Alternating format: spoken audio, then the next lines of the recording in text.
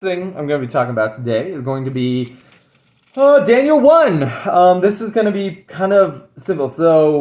And the first thing I want to touch on is the fact that, kind of just jumping right in, um, the Lord hands the people of Judah over to Babylon, over to Nebuchadnezzar.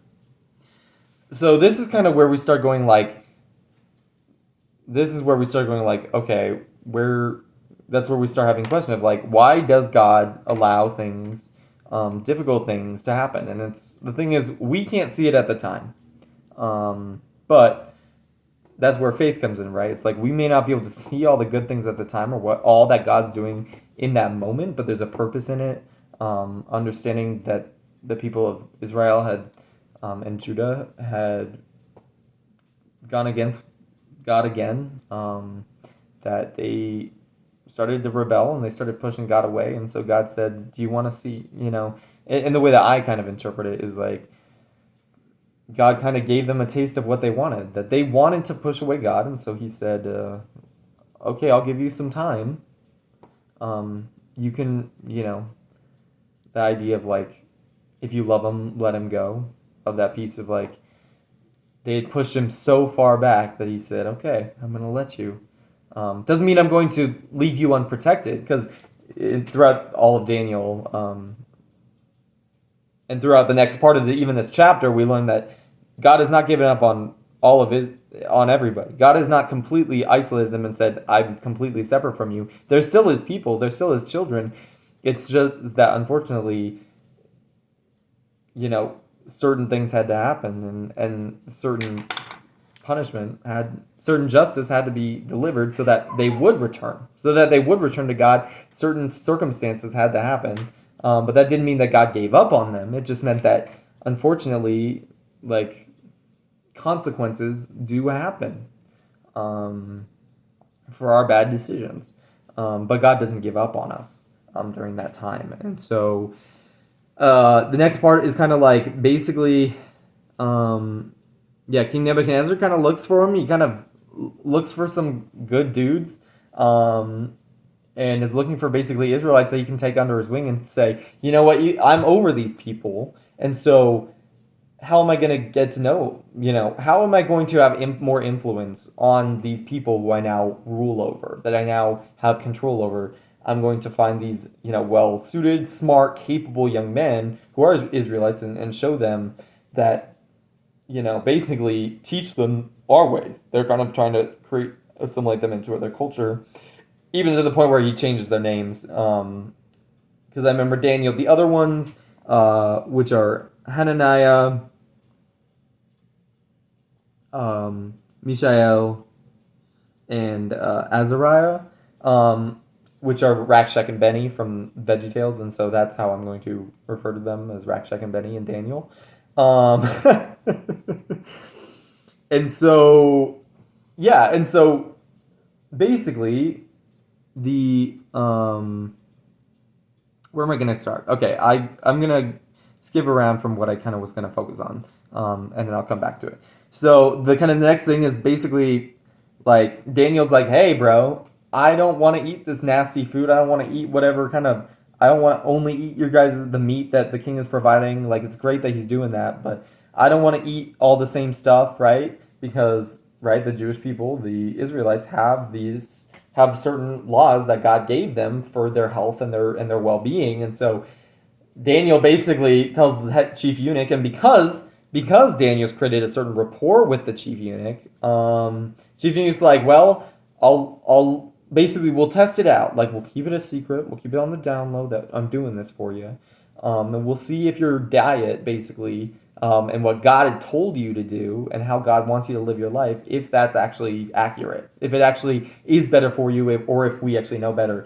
And that's kind of the first thing of Daniel being like, he basically proves them and is like, God does, and his body, he's in better health, he's in better condition, they're able to function better. And basically, the chief eunuch's like, okay, so I guess you do know what you're talking about.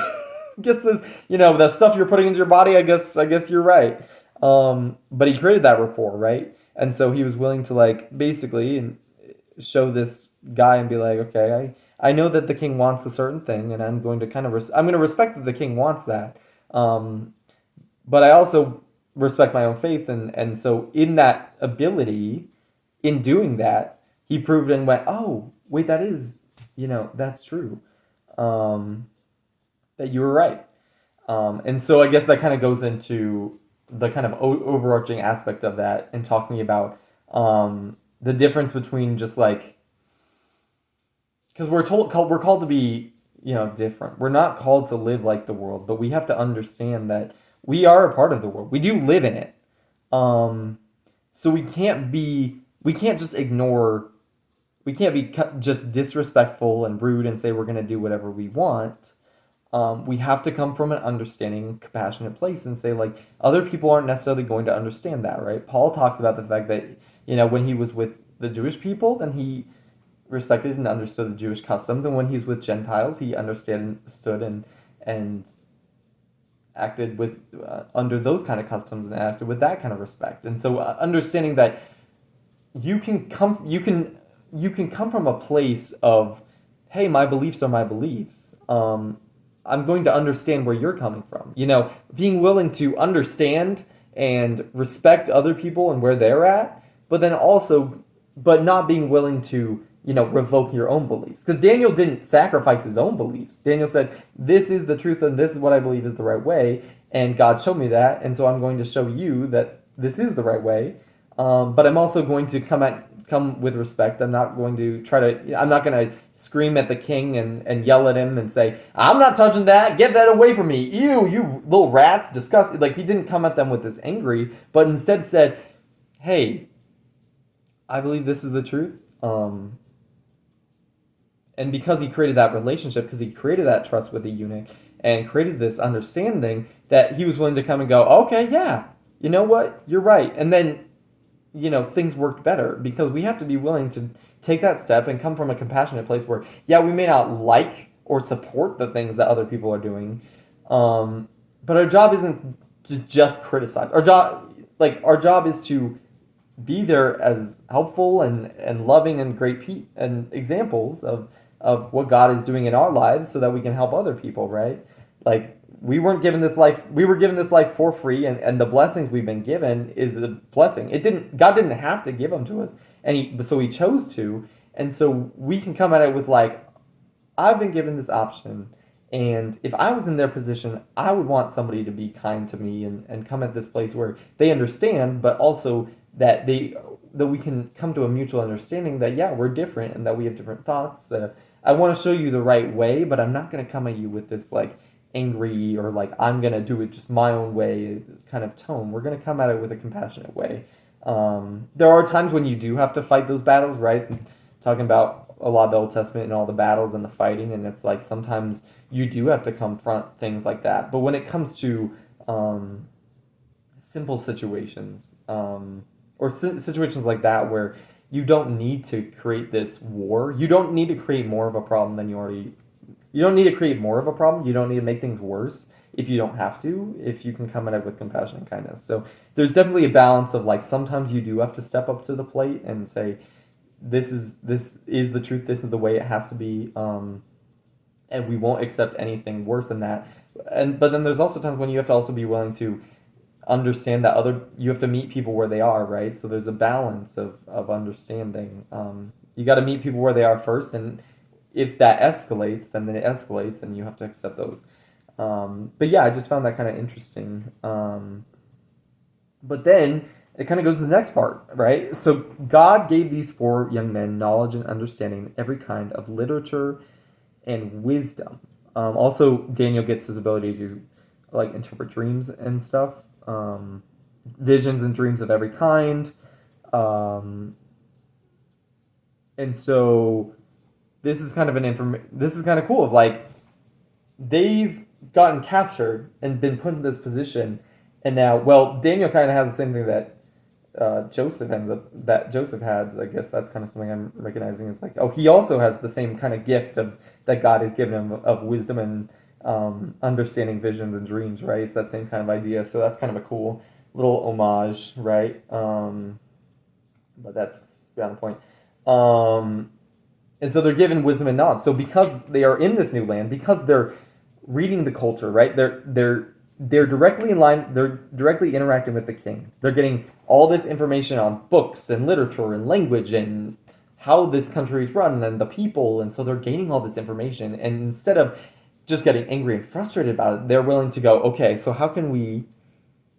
Let's take this. Let's see what the information we're being told. Let's take the information. Let's take in. Let's see what it is. Let's not completely say that it's truth, but let's have it lined up, right? Like let's understand it at least through a godly mindset. And so then Nebuchadnezzar basically interviews them, and basically goes, in every matter of wisdom and understanding that the king consulted them about, he found them 10 times better than all the magicians and mediums in his entire kingdom. That's a big deal, right? So because they get this understanding, because they come from a godly understanding first, right? They're Israelites. They understand who God is. They have this faith. But then they're forced to learn and see how the rest of the world is working. They're forced to see how the people of Babylon are living and their culture and the way that they're talking and their literature and the story. So they're getting this cultural aspect through the lens that God has given them. And God is giving them wisdom and ideas in the way of interpretation that allows them to be beneficial to both have their own respect, be able to respect their own beliefs and understanding, and be able to live basically not as slaves but as people, kind of. I mean, they were probably servants. They probably had to do some unfortunate stuff, probably. That's my assumption. I don't actually know. Maybe they were treated perfect, and they never had any difficulties, but I doubt that. But because they were able, because of their faith in God, they could look at what was happening, look at the people, and therefore help the people, because they not only had the world's understanding, but they had God's understanding, right? The knowledge was given by God, the wisdom was given by God, and so they were able to help the people. And that's super cool, and I think that's something that we got to do, is understanding that once you have the basis of faith, once you have the understanding of your situation, from a godly perspective, you can go, okay, now I can see where God is and what God can do and how other people can help and learn and what I can do to help other people and serve other people in these other parts of the world, because I'm willing to learn about them through a godly lens. And so taking that idea of like, it's important to understand other people, right? You got to get to know people. You got to understand. You're gonna be put into positions where you don't necessarily feel at place. You feel like you're trapped. You might feel like you're in a work environment that doesn't share your beliefs. Regardless of what it is, any work environment is 99% of the time, unless you like working at a church, you're probably interacting with people who don't believe the same things as you do, right? You're probably going to be interacting with people who are of different religion, Muslim, Buddhists, agnostics, atheists, all sorts of, polytheistics, all sorts of people have different experiences, different life stories. And so when we look at things from a godly perspective, we go, okay, we can grow in our wisdom with God, and then we can apply what we learned to their life. We can help people out because we're willing to say, you know what, I'm here. And they also were willing to accept it. That's a huge part of it. It's like Daniel and Rakshak and Benny had to understand and go, we're stuck here. So either we can keep fighting and pretending like we're not here and we can make things miserable for ourselves, or we can actually do something productive. We can do something, change things, and we can come at things from a good viewpoint, and we can actually make a positive difference. And it actually did. And it worked. It actually helped the king. It actually helped the people, because now there's actual wisdom, and he's like, oh my goodness, you guys are different. And that allowed them to be separate because they were willing to be separate a little bit, right? They have their own beliefs, but still be respectful and understanding and willing to learn about others and be compassionate and understanding. They were able to come at things that weren't necessarily God focused, and kind of secretly create this thing that was like it was leading people to God. In a way, not necessarily telling them outright like God is the God is the way, right? But giving a more solid advice, giving more solid, you know, respectable and understandable position. I don't know if that last part made sense, but I think you kind of get what I'm meaning. Hopefully, uh, but yeah, I just think that's super cool. And that's just super neat from Daniel 1, and that's kind of what I got.